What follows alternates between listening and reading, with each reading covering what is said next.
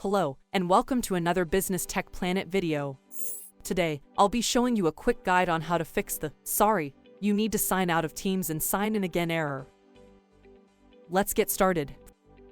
Firstly, with your Outlook application open, select File, as seen on the toolbar. From here, click on where it says Options.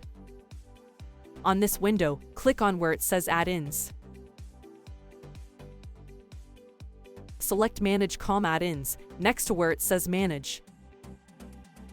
Then select Go. Then, on this pop-up window, make sure to uncheck Microsoft Teams Meeting Add-in for Microsoft Office. Then finally, click on OK.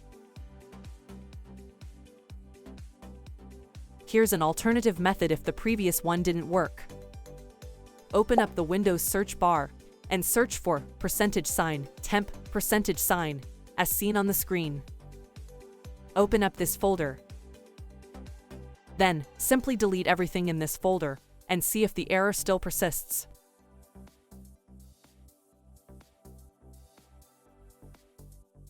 For a dedicated blog post on this topic, check out our website. The link is in the description below.